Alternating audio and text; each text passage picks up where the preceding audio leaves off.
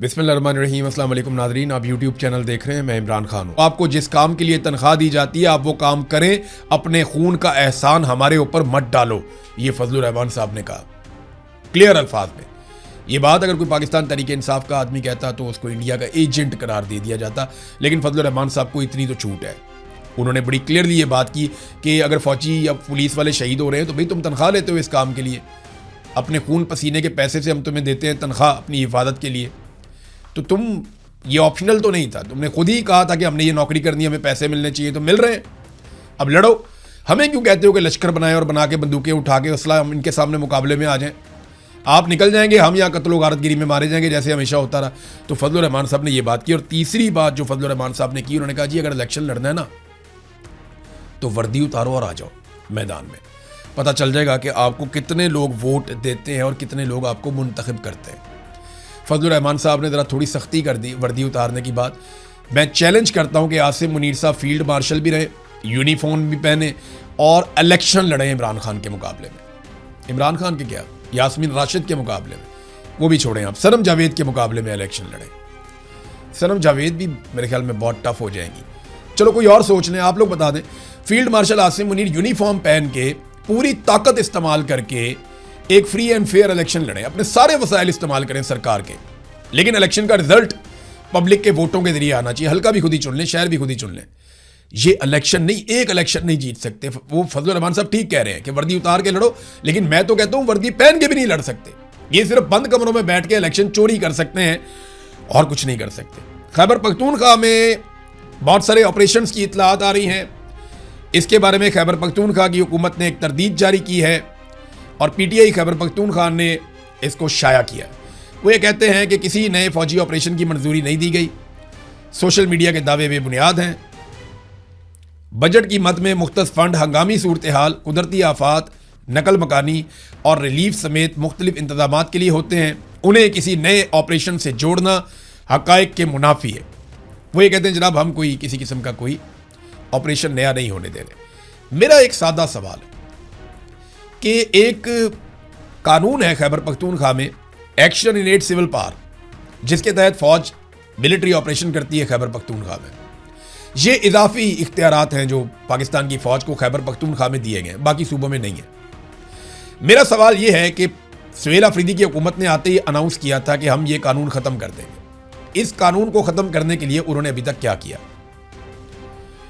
देखें, अदालत के अंदर तो इनके पास बहाना है ना कि हम जाते हैं, अदालत हमारी रिट वापस नहीं ले रही, हमने अपील की हुई थी, वो अदालत हमारी अपील वापस नहीं ले रही। वह 100 रास्ते और हैं। आप चुप करके बैठ जाएं, अदालत भी चुप करके बैठ जाए, तो आप मिलजुल के मैच खेलते रहें, तो वो तो एक अलग बात है। लेकिन आपके पास 2/3 अक्सरियत है खैबर पख्तूनख्वा में, आप जब चाहें इस कानून को दोबारा कानून साजी से ख़त्म कर सकते हैं।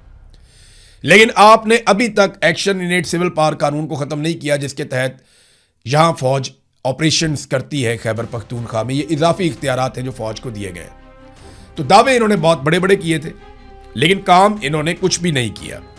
हमारे ऊपर ना ये बहुत बड़ा बोझ बन गया, ये ऑपरेशन, ये हर चीज़ को डंडे के साथ संभालते हैं। मैं आपको एक और चीज़ बताता हूँ, मैंने आपको पिछले दिनों बताया भी था, लेकिन कुछ तफसीलात मैं आपके लिए लेकर आया हूँ।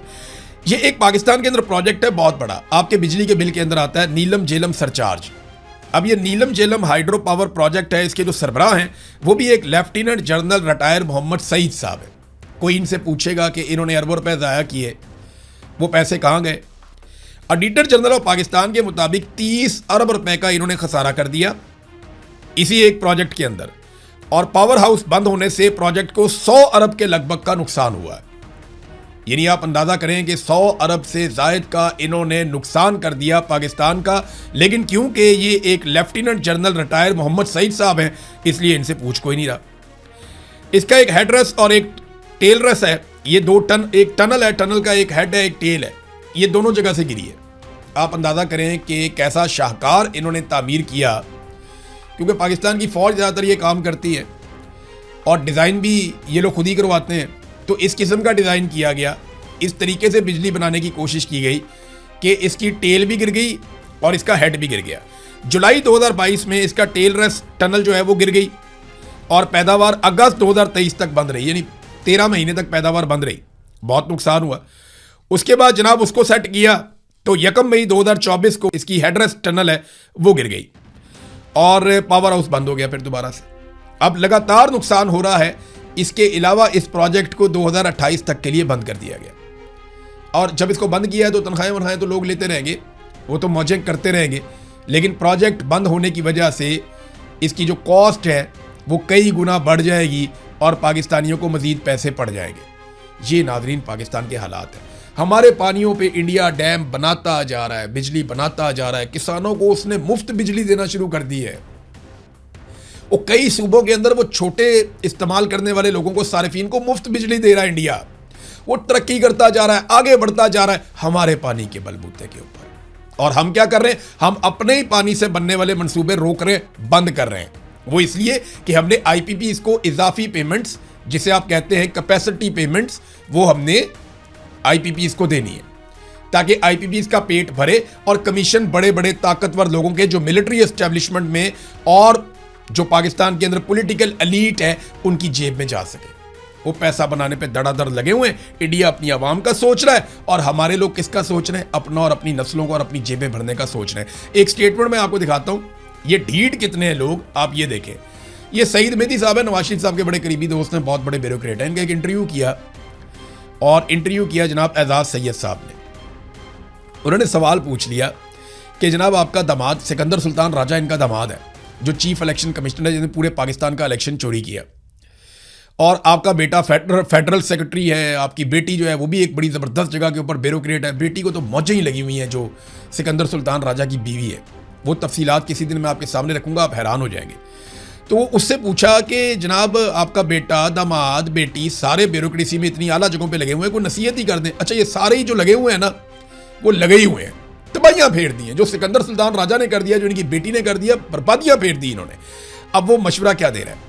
वो ये कह रहा है कि अपना काम सही तरीके से, ईमानदारी से करें, सोच समझ कर करें, इतनी हिम्मत पैदा करें कि आप गलत काम से इनकार कर सकें। हो सकता है कि इसका आपको नुकसान हो, मगर जब तक ऐसा नहीं होगा हमारी ब्यूरोक्रेसी ठीक नहीं होगी।